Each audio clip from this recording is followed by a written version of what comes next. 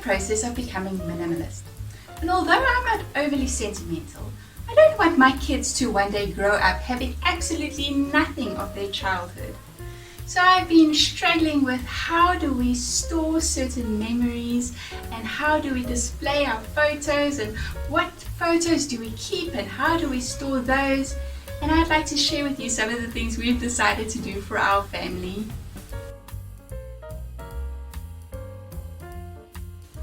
So as with many people, with my first child, I just wanted to keep everything because everything was so special. Every card of well-wishing, every birthday card, every little photo, every lock of hair, every place that we went to, some type of special memorabilia. But I soon realized that the quantity of stuff to keep if you want to keep everything is just way too much and that I have to be much more selective. So I decided to put a plan in place of a file where I can put all her special things. And so I got a flip file. But as the years went by, I realized that this system was not going to work. It just became too fat and it was too difficult to see the things inside, and there were too many things in each pocket because there was just too much stuff. Also, my daughter loved looking at her things and kept on taking everything out, and then to file it all again was really tricky. So with her and with my other children, I've made another plan that works even better. I think I got this stuff on the channel called Clutterbug, so you're welcome to go look there for other excellent ideas. So how it works is that each child gets a plastic portfolio folder for each year, and you keep these ones at a place that's really easy to store. Each of my children have files in a similar type of a color for each year. What's really nice about this system is that the previous year's folders you can store away in a good storage spot for them, and all you have out is the current year's folder at a place that's really easy to access. For us, I keep it at a bookshelf in our foyer. Now this means that when your children come home with a certificate or with a report or with a medal or with a lovely photo with a special birthday card, they can just easily go slip it into their plastic folder, or you can do it yourself. It means that there's not piles and piles of papers of precious things stacking up somewhere. It also means that things like medals and badges and things can also really easily be stored in with a file, which they couldn't have done in the flip file because it just became too bulky. But this way, small little odds and ends can also be kept in their plastic portfolio folder. It also makes it really easy for the kids to look at their things, because if they would like to look at their things, they can take their file, take it out, look at all the things and just slot it back in again without really worrying very much about where everything goes.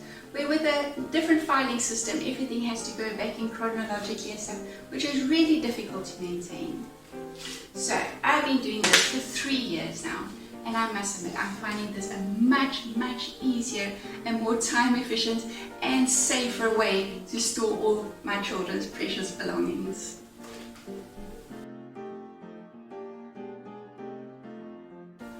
The next type of memory that I would like to speak about are photos.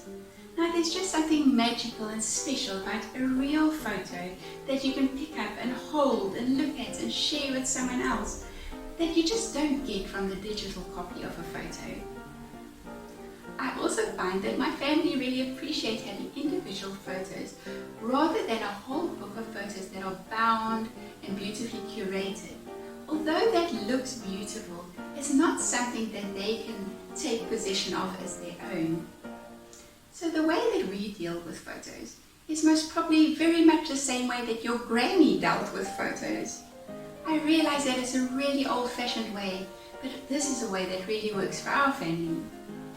Now I must admit, sorting through photos takes me hours and hours and hours, because we must take thousands of photos in a year, and to choose which ones to print is really difficult and time consuming and quite emotional as well. One of the the advantages of living in a small town is that we don't have a shop to print photos cheaply and easily here where we live.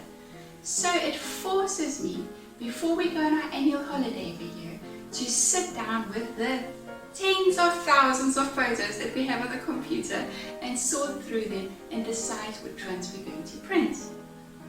So I have made it my goal for the last 10 years or so to print photos annually. Each time we go on our annual holiday, one of the things that I must do when we're on holiday is print out photos. But when I get home, the work has not finished because my memory is shocking. And I have just realized that if I look back at photos from 5 or 10 years ago, perhaps it's a birthday party, and I look at these people and I think, but who are they? I just can't remember. So for my own peace of mind, I have decided to type out little labels and put them at the back of each photo with the date, who is in the photo, and what they are doing. Obviously this takes a long time, but I don't regret it because it really helps a lot with remembering what happened in the various photos. When I print photos as well, I'm not really concerned about the beauty of the photo. So for display purposes, obviously you want beautiful photos, but for our own memories, it's got more to do with the activity on the photo. So it can be a really smudgy photo, but it indicates a special time in one of my children's lives. Maybe we were too far away or we didn't want to interrupt their playing. So then I'm prepared to print out photos even though I know it's not the most beautiful photo because I'm trying to keep the memory of that activity.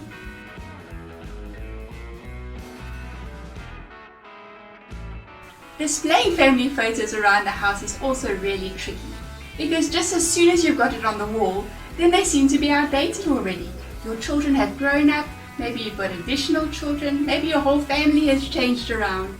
So I've had to try and think of how to get a way to have our family photos displayed that are current and that can be changed really easily. And I think I've come up with a brilliant design. I love our family display wall.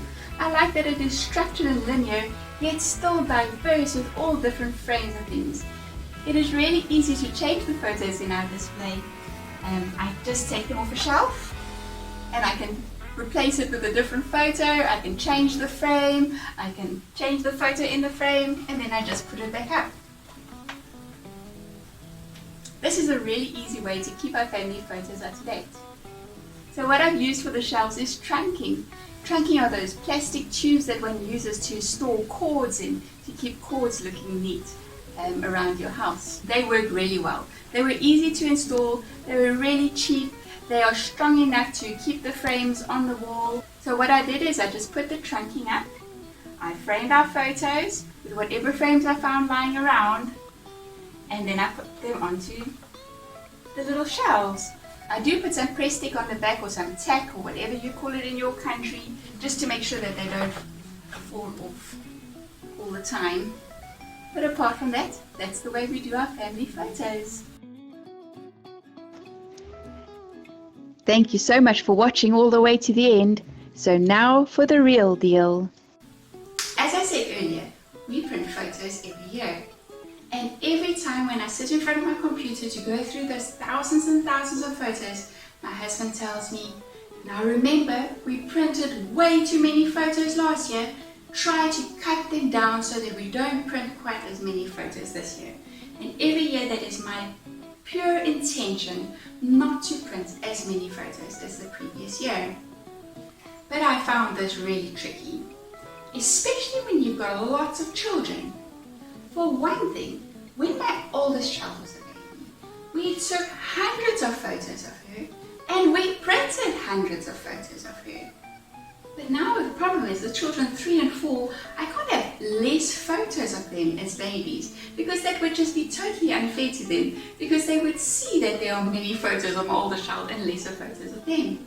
So that means that if I maybe printed 100 photos of my oldest child when she was a baby, that means now I have to print 400 photos each year because now I've got 4 children. So this makes it really difficult to whittle down the photos to make less photos than the previous year. The other problem is it's really tricky to keep it fair amongst the children. because in all respects, some children in some years do more photo-worthy type of things. Little babies just do cute stuff the whole time that you want to take photos of. And perhaps one child does some type of extramural activity where a lot of photos get taken. For example, if one of the children dance and they're in many different concerts throughout the year, then we're taking photos of all those concerts. But another child chooses an extramural activity like computer coding, and while it is a very valuable extramural activity, there are not so many photos that are taken of the computer coding classes. So it makes it really difficult to balance out to make sure that all the children have the same amount of photos each year. And lastly, there's almost no photos of my husband and myself. I think we do absolutely nothing of interest. So most of our photos are just of our kids at this stage of life. Maybe one day we'll do something interesting again. Thank you so much for watching. See you again next week. Bye.